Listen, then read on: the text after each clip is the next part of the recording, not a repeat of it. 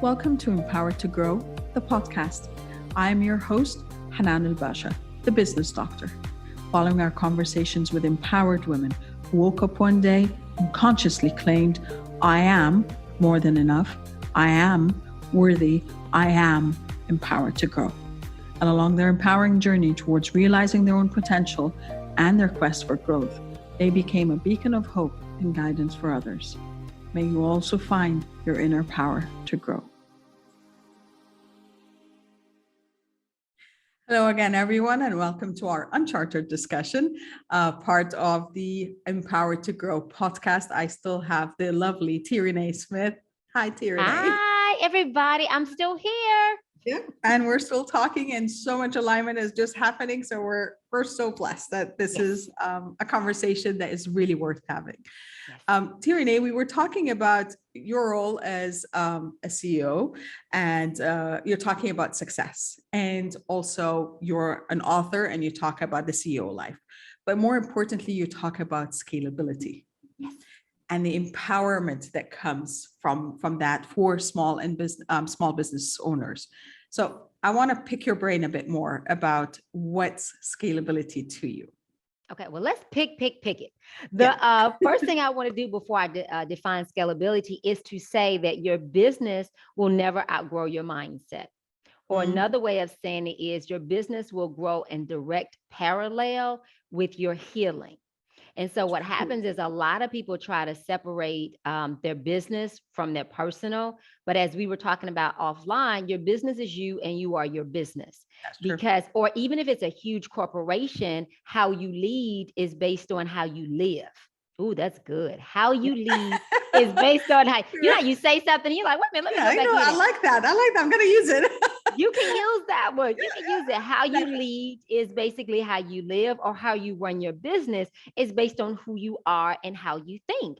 That's true. So a lot of people, they just focus on the strategy. What's the right marketing strategy? What's the right, sales strategy that I need to grow my business? But I'm going to take it back a little bit, because when you look at scaling is simply that you have the right infrastructure already in place, and now you're just going to scale it up. So there's a difference between scale and grow. So grow is simply meaning that you are adding resources, whether it's time, whether it's money, whether it's talent, to be able to grow the business. So you're having to add more money in order to increase your revenue. When you get to the scaling part, you've already added up the resources, you've already added the talent. And so now you can grow without investing all of those resources and time. So that's the business part of it. But when you're scaling your business, you have to become a different version or the next best level of yourself. So where you are at a $50,000 business and how you show up as a CEO is going to be totally different at how you show up as a $500,000 a year, CEO, or a business that's making $5 million or $50 million. So as your business grows and scale up, you have to grow. You have to grow your mindset. You have to grow your skills, your expertise. Your healing has to grow, because you're going to be managing more people. You're going to be managing or working with more clients. So you have to evolve. And so that's one thing that I say is evolving. Like, the point that you evolve is when you die. So you're constantly evolving and growing. So at every new stage of your business, you have to show up as a newer and best version, a better version of yourself. That's true. That is so true. And the part as well that is also important, that understanding that you can't step up until that step that you're on at this point in time is solid enough. That foundation is solid enough to carry you. Because I've seen so many businesses, especially when we're talking about SMEs, those are the small and medium enterprises, that they're thinking, okay, yay, I'm doing great at this point in time. Now I need to reach 10 more countries or 100 more clients, or whatever it is. And then they collapse really quickly, and they have to retrieve, and they have to, whether they're going across borders, so that's internationalization. I've also seen de-internationalization, where they have to retrieve their efforts just because, oh my God, this is becoming so rocky. And that has so many negative connotations, that they're not being able to fulfill business orders. They're not maintaining their relationships. The supply chain starts suffering. And that includes both product and service based. So it is important, as you said, that you have to grow. Before growing, you have to keep, I want to say, what, solid feet or something along those lines?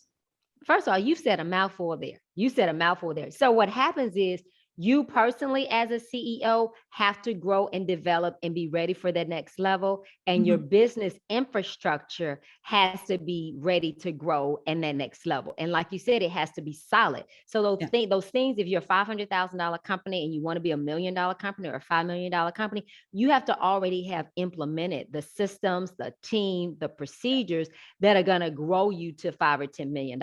And like you said, what most businesses do, they will try to or attempt to grow to 5 million, gain the customers, but they don't have the right infrastructure. So you have to see it individually, and then you have to implement it in your business before you have it. And a lot of CEOs, they're just impatient. They're impatient. They want the destination, and they're not willing to enjoy the journey and the process of getting to the destination. They want to incorporate on Monday, and by Friday, they want to be 7 figures. They're like, I want it now. But that, I honestly, as much as I see it, I can't blame them. Let's say, and because of the exposure that social media has done, and it's exposed a lot of different fields and stuff, they're seeing that. And you are getting those posts that are saying, oh, you want to know how I made $100,000 today, in 2 hours, in 4 hours, in $1 million, in I don't know how long. Do you want my secrets? Do you want, and this by default kind of feeds the, the insecurities of us all. And as you said, if we're not healing, I'm not saying healed, I don't think we ever heal 100%, but if we're not actively healing, and if we're not conscious of what we're doing and everything, we get tempted to think there's something wrong with us, that we're not doing the right thing. And I know even though I supposedly had all the certifications and the experience and the tacit knowledge and all of this that went along with it, I was tempted every time. I was like, oh my God, I need to enroll in this course. That's the person who's going to tell me how to level up. That's the person who's going to tell me how to, make the $100,000 launch or whatever it is, only to realize, well, it took me a while and a few $1,000s, more than a few, but let's just say a few. Let's just say a few. Exactly. To stop and say, and look inward, back again to validating myself, which you spoke about, look inward and say, hang on a sec, why am I doing this? I have everything I need. It's a matter of finding, possibly kind of revisiting my team members, revisiting the support that I'm getting and what I'm looking outward for. But it does not mean that I'm not on the right track. I'm not on my path. I'm not on my journey. And that has been influenced by following people on social media, whether it's LinkedIn or Facebook or Instagram or whatever it is, So let's just put something out here right now, okay? Yeah, let's do that. Half of the stuff on social media is a lie. It is not true, or it is part true. So some of the people that are saying, yes, they have a 6-figure or $1 million launch, they did, but they didn't tell you about the other 20 launches that they did that did not work. Right. That was zero. So there is no such thing as overnight success. It takes 10 to 15 years to be an overnight success. So you're seeing people in chapter 50 of their book, in their business, versus chapter 1. So you're comparing your chapter 1, chapter 5 to somebody's chapter 50, right? So when you see these huge launch, you don't know how long it is taking them to get to that launch, or how much they've paid in affiliates to have other people to help market them.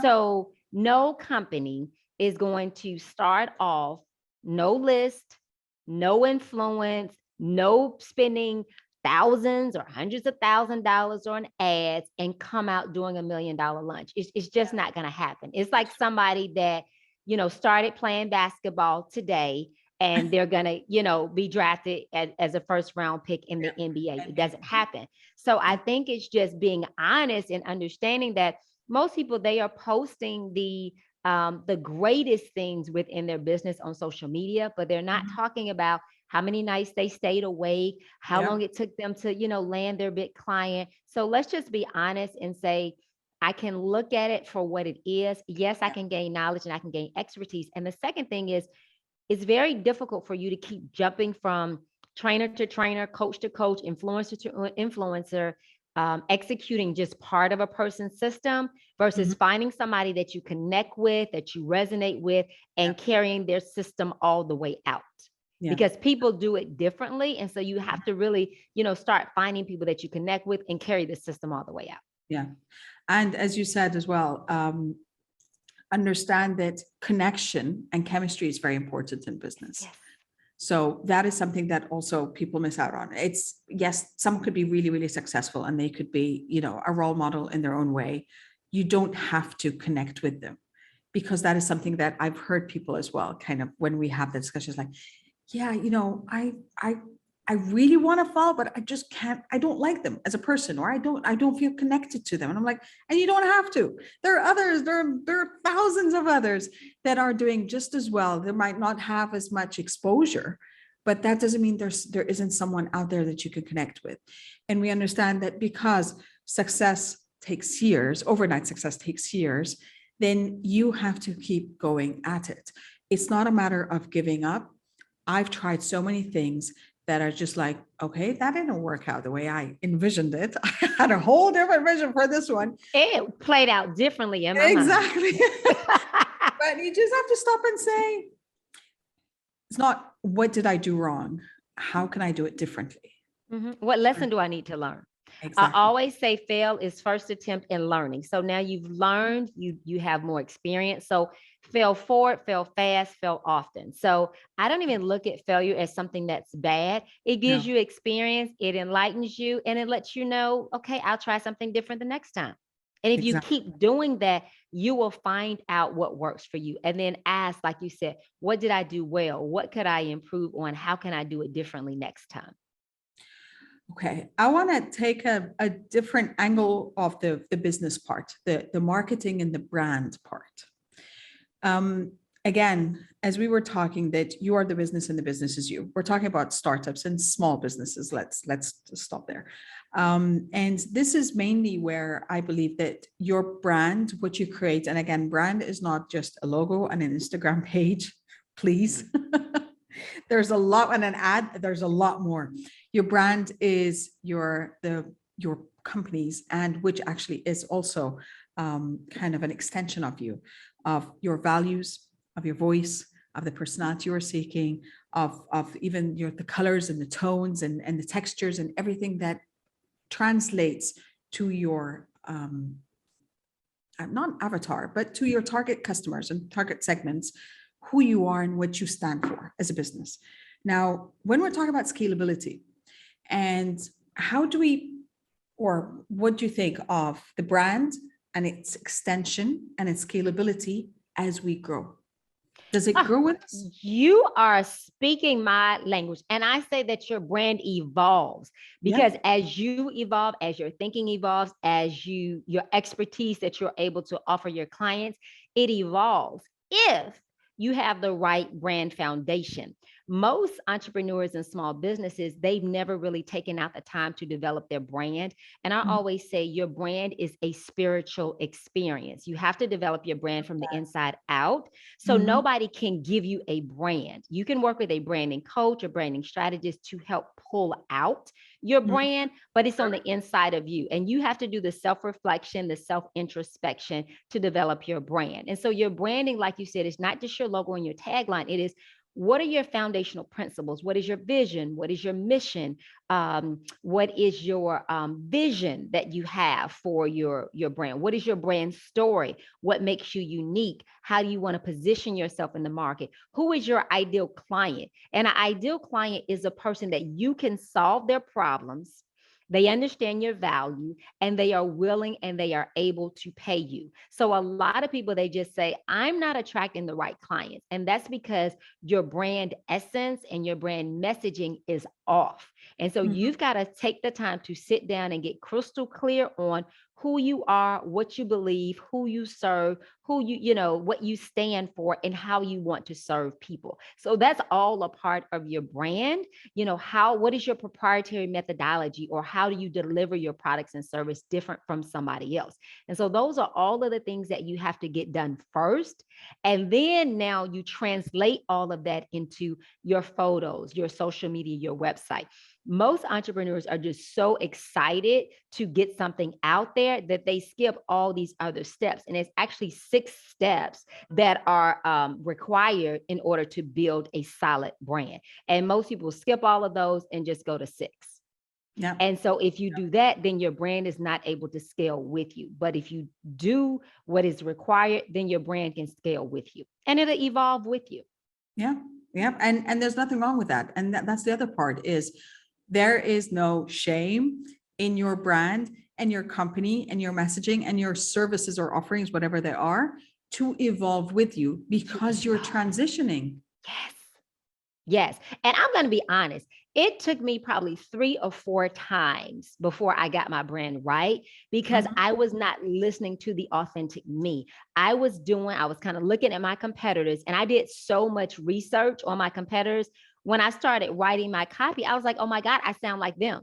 Like I sound like them. And so I had to really take time off. Yes, do your market research, understand what everybody else is doing, but then you're going to have to go inward to find your own authentic voice, because your brand should be authentic to you. So if you're having to redo your brand every year, every 6 months, and I'm not talking about making tweaks or things that nature, but I'm saying like have to do a whole brand overhaul, you probably just don't have the right brand. Because you should just be doing little facelifts, a little tuck here or what have you, but not having to redo a whole brand. Yeah. And we go back again to the foundation. Is Back to the foundation. understanding and respecting that this is a journey, that it will take time, that you will grow and you will scale. You just have to be consistent.